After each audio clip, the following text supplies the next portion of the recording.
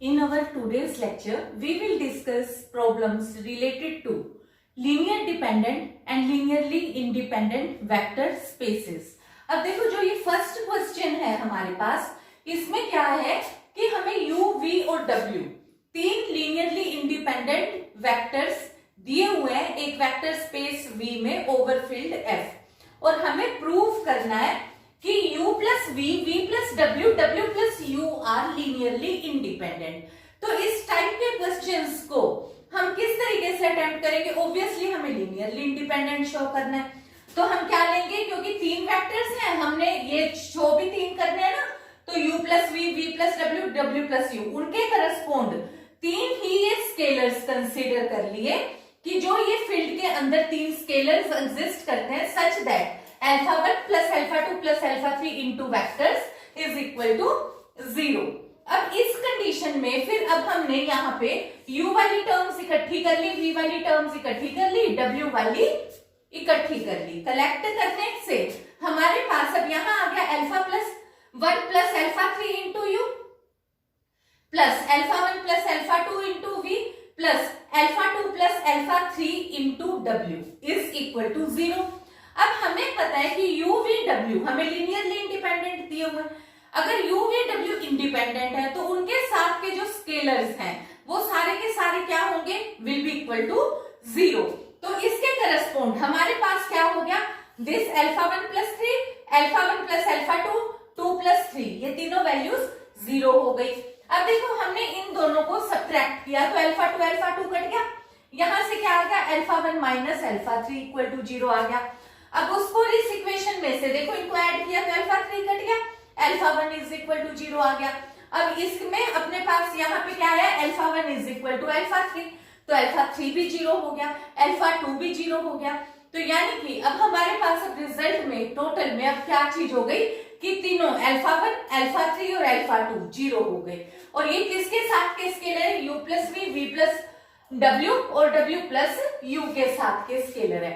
तो यानी कि इनके साथ भी जो तीन स्केलर्स लगे हैं वो तीनों स्केलर्स हमारे पास इक्वल टू 0 आ गए। तो यहां से अपने को क्या पता चल गया कि ये u plus v, v plus w, w plus u linearly independent है। अब इसी तरीके से हमारे पास अब नेक्स्ट क्वेश्चन है। नेक्स्ट क्वेश्चन में हमें दिया हुआ है कि ये n वेक्टर्स हैं जो कि लीनियरली इंडिपेंडेंट वेक्टर्स हैं और एक और वेक्टर ऐड होने से x1 xn, ये तो इंडिपेंडेंट वाले थे, इनके साथ एक और x वेक्टर ऐड हो गया और एक ऐड होते ही वो लीनियरली डिपेंडेंट सेट बन गया। तो अब हमें ये शो करना है कि जो ये हमने नया एलिमेंट x इंक्लूड करा है तो ये लीनियर कॉम्बिनेशन है बाकी सब वेक्टर्स का। तो इसके लिए हमने क्या किया? देखो क्योंकि हमें x1 xn up to x ये सारे क्या दिए हुए? लीनियरली डिपेंडेंट दिए हुए। तो हमने क्या किया कि there exist scalars alpha 1 alpha n और x के लिए हमने अल्फा कंसीडर कर लिया कि ये जो अल्फाज हैं ये सारे फील्ड के एलिमेंट हैं और क्योंकि लीनियरली डिपेंडेंट हैं इसलिए सारे के सारे जो स्केलर्स हैं वो सारे के सारे स्केलर्स 0 नहीं हो सकते। तो इसका कंक्लूजन क्या निकला? At least one scalar is non zero.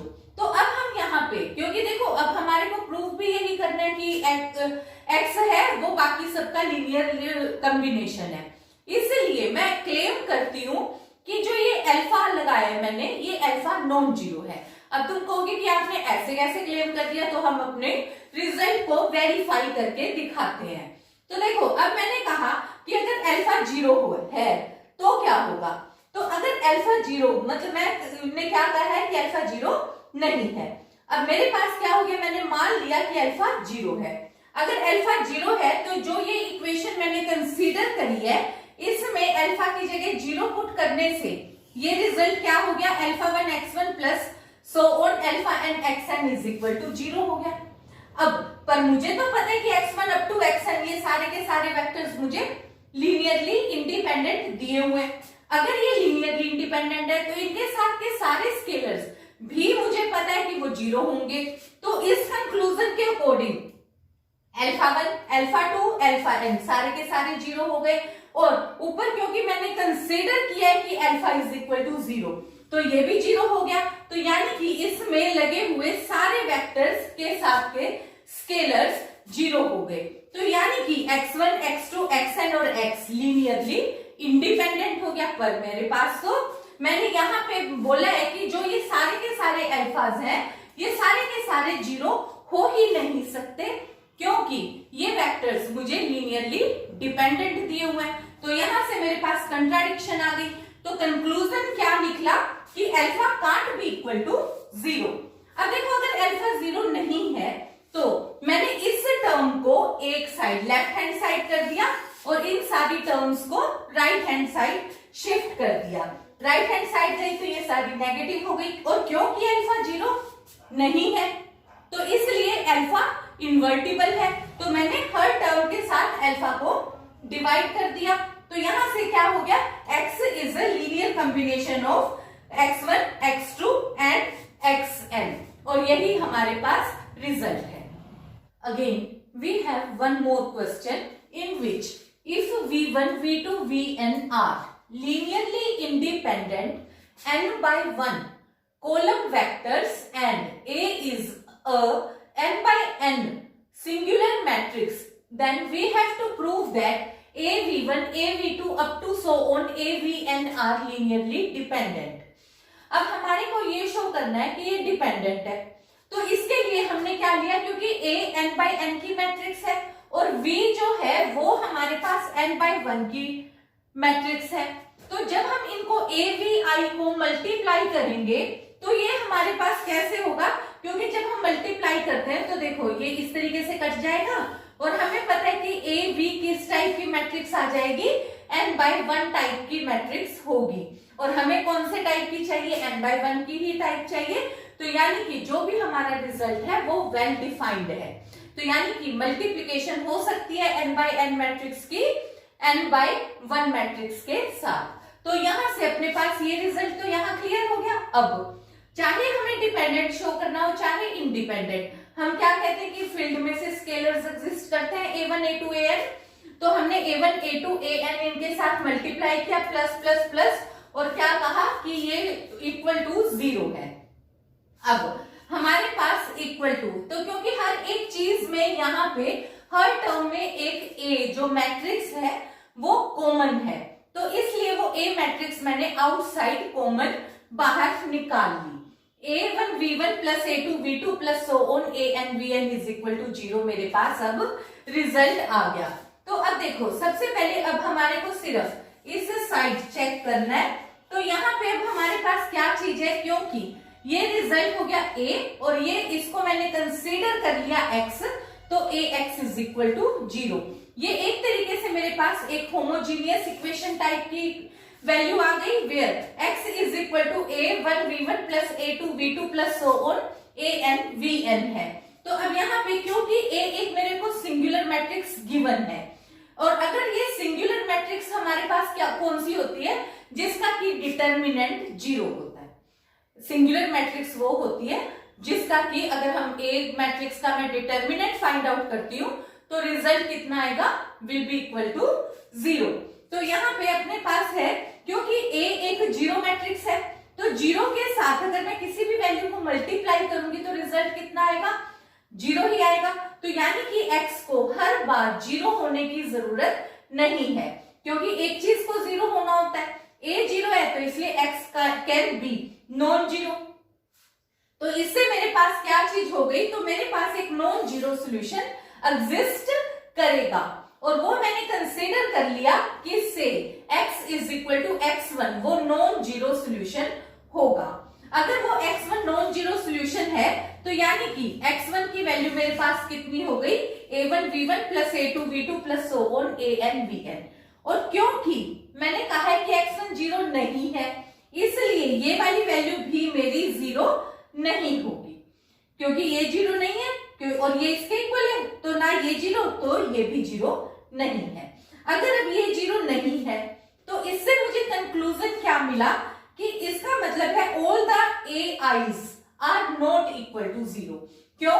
क्योंकि अगर ए आईज सारे के सारे जीरो होते तो ये वाला A1 के A2 AN मल्टीप्लाई हुए V1 V2 VN के साथ और ऐड हुए तो ये रिजल्ट क्या होता? जीरो होता। बेशक से अब अपने पास यहाँ पे ये वाला रिजल्ट क्योंकि नॉन जीरो आया है तो मुझे कंक्लूजन मिल गया कि यानी कि ये वाली जो वैल्यूज है मेरे पास A1 से AN सारी की सारी जीरो नहीं है। अब अगर ये जीरो नहीं है तो जो ये देखो ये हमारी इक्वेशन है A1 AV1 क्योंकि हमारे पास अपने को AV1 AV2 AVN ही शो करने हैं ना डिपेंडेंट, तो इनके साथ जो स्केलर्स लगे हुए हैं तो यहां से मेरे को कंक्लूजन क्या मिला कि ये वाले भी सारे के सारे स्केलर्स क्योंकि जीरो नहीं है और ये वाली वैल्यू नॉन जीरो स्केलर्स के साथ ये वाली इक्वेशन इक्वल टू जीरो है, तो ये केवल और केवल एक ही केस में पॉसिबल है कि ये हमारे पास लीनियरली डिपेंडेंट है। तो ये अपने पास था रिजल्ट लीनियरली डिपेंडेंट का। अब इसी तरीके से बिल्कुल सेम हमारे पास है कि यहाँ पे n बाय n की अगर मैट्रिक्स A जो मैट्रिक्स है ये अब पहले हमारे को क्या दी हुई थी? सिंगुलर। अब हमारे को क्या दे दी? Non singular. अगर नॉन सिंगुलर है तो अब मुझे ये शो करना है तो ये AV1 AV2 AVN मेरे को भी ये शो करना है कि ये लीनियरली इंडिपेंडेंट है। अब इस वाले पार्ट को छोड़ दो, ठीक है, अब इस वाले पार्ट को रहने दो। अब इधर तक का काम हमने बिल्कुल उसी तरीके से किया क्योंकि A मैट्रिक्स थी n बाय n की, V मैट्रिक्स थी, हमने इनको प्रोडक्ट भी शो कर दिया कि n बाय 1 की टाइप आ गई। चाहे डिपेंडेंट हो चाहे इंडिपेंडेंट हो हम रिजल्ट को इक्वल टू जीरो ही शो करते हैं। बिल्कुल उसी तरीके से हमने A को कॉमन ले लिया। यहां तक तो दोनों ही क्वेश्चंस में सेम है। अब क्योंकि इस केस में क्या था, हमारे को A सिंगुलर मैट्रिक्स थी, अब यहाँ पे हमारे को A नॉन सिंगुलर है। जो A मैट्रिक्स होती है वो केवल और केवल तभी इनवर्टिबल होती है अगर वो नॉन सिंगुलर हो। अब इस बार मुझे क्या दिया हुआ है? A नॉन सिंगुलर है, तो इसका मतलब है कि A का इनवर्स एग्जिस्ट करता है। अगर A का इनवर्स एग्जिस्ट करता है तो इस इक्वेशन को मैं प्री मल्टीप्लाई कर देती हूँ बाय A इनवर्स। तो जब यहाँ पे मैंने A इनवर्स से मल्टीप्लाई किया तो ये मेरे पास इस तरीके का रिजल्ट आ गया। अब यहाँ पे मैंने फिर ये A इनवर्स इंटू A इकट्ठा कर दिया, A इनवर्स इंटू A मेरे पास क्या हो गया? Identity matrix. आइडेंटिटी मैट्रिक्स अगले स्टेप में फिर हट गया तो क्या रिजल्ट आ गया? This result is equal to zero. अब फिर से अब मुझे पता है कि V1 V2 VN are linearly independent vectors. अब ये अगर लीनियरली इंडिपेंडेंट है तो इनके साथ के स्केलर्स क्या होंगे? ऑब्वियसली वो सारे के सारे जीरो होंगे। तो अब A1 A2 up to so on AN ये सारे के सारे क्या हो गए? अब ये सारे के सारे वेक्टर्स मेरे पास जीरो, इसके साथ के जो सारे स्केलर्स हैं वो सारे के सारे scalars A1 A2 AN zero हो गए। अब क्योंकि ये सारे के सारे वेक्टर्स हमारे पास वेक्टर्स क्योंकि लीनियरली इंडिपेंडेंट था और स्केलर्स जीरो है तो जो ये मेरे पास इक्वेशन 1 है इसमें भी मेरे पास A1 ये पॉसिबल, ये वाली इक्वेशन कब पॉसिबल है? क्योंकि अब A तो जीरो है ही, तो यहाँ पे A1 A2 AN जीरो है और ये रिजल्ट मेरे पास क्या हो गया? अब A1 AV1 up to so on AVN। इस बार ये हमारे पास सारे के सारे वेक्टर्स लीनियरली इंडिपेंडेंट हो गए। Now we have to show that there are three vectors u v w and we have to show that these are linearly independent। तो इसके लिए अब हमने यहाँ पे क्या किया कि alpha 1u plus alpha 2v plus alpha 3w is equal to 0। फिर u v और w की जो ये वैल्यूज हमें गिवन है वो हमने सब्स्टिट्यूट कर दी और जीरो वेक्टर को भी हमने कैसे लिख लिया?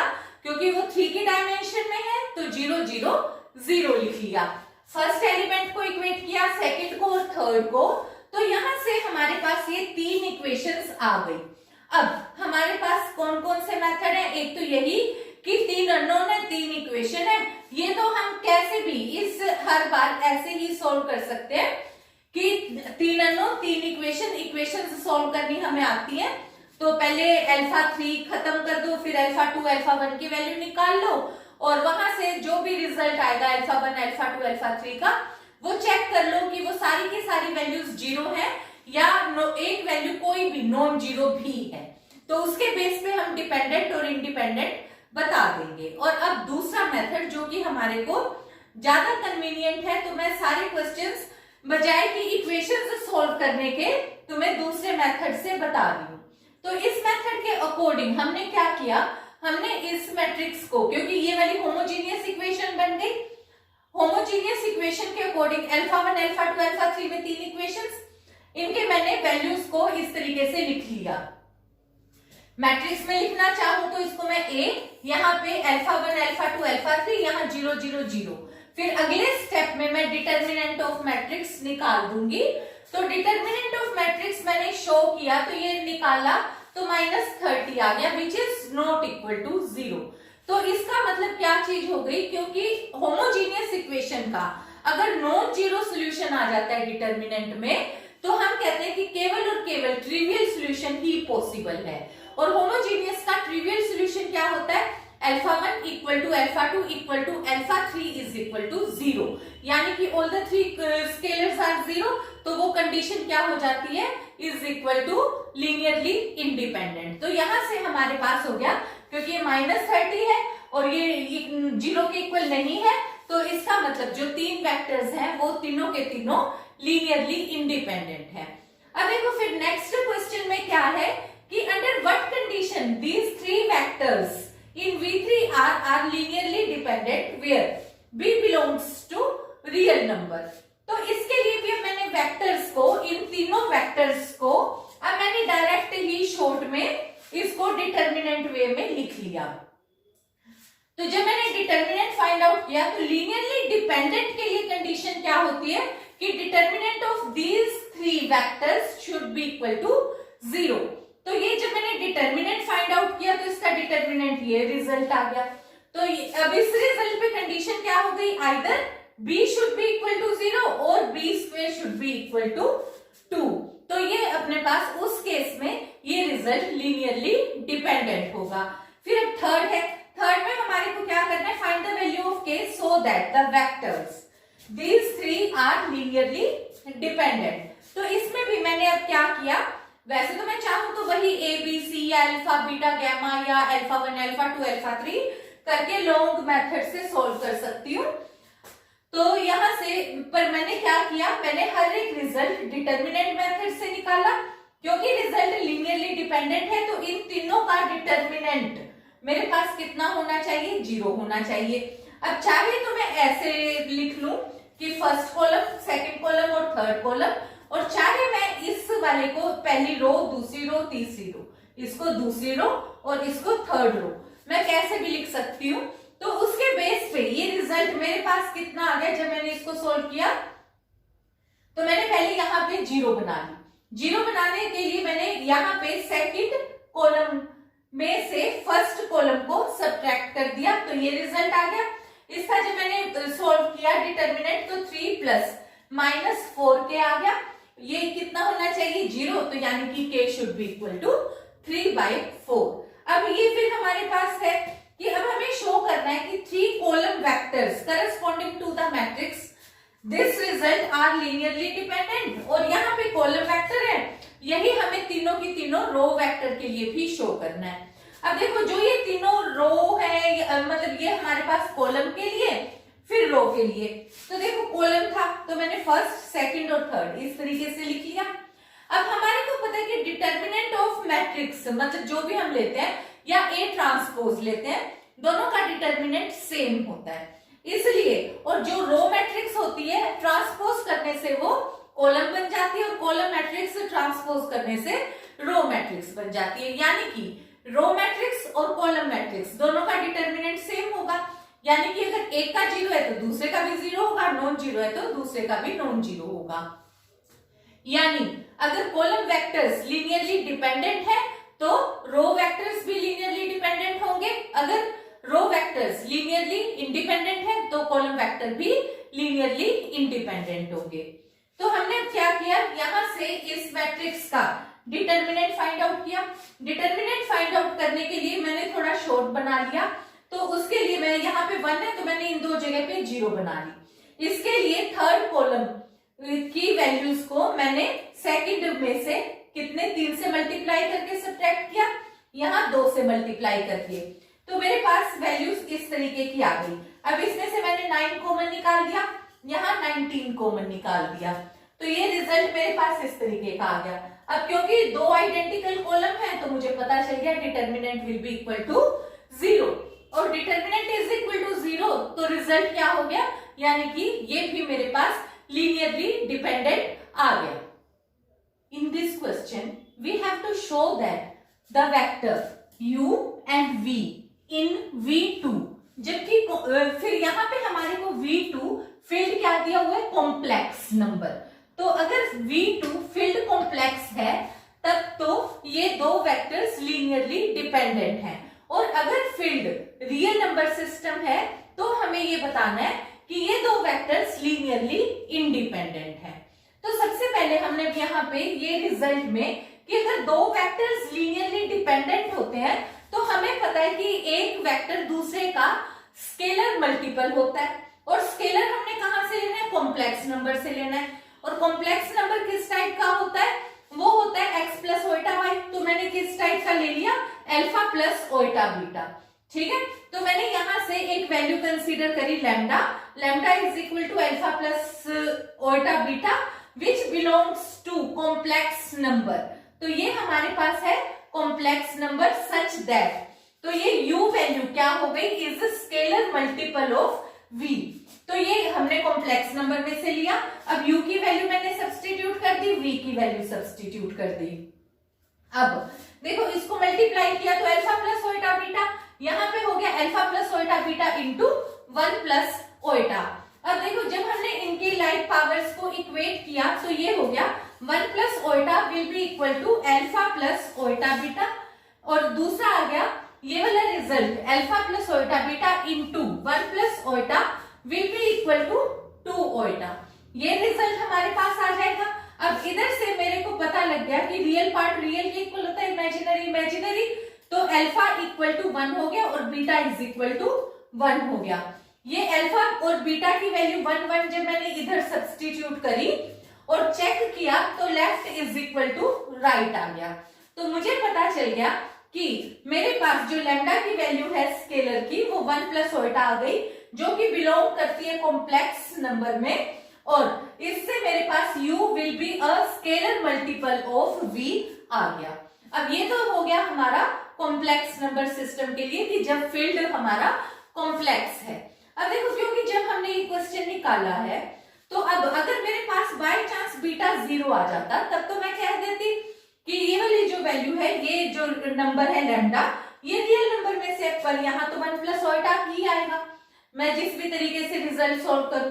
तो इसके अकॉर्डिंग मेरे पास क्या हो गया कि ये वाली वैल्यू मल्टीपल नहीं हो सकती, u मल्टीपल ऑफ v नहीं हो सकता, क्योंकि जो ये स्केलर आया है ये स्केलर किस में बिलोंग कर रहा है, ये स्केलर हमारे पास रियल नंबर सिस्टम में नहीं है। तो इसका मतलब है सेपरेटली इसको क्या होना पड़ेगा, 0 होना पड़ेगा, 0 होना पड़ेगा।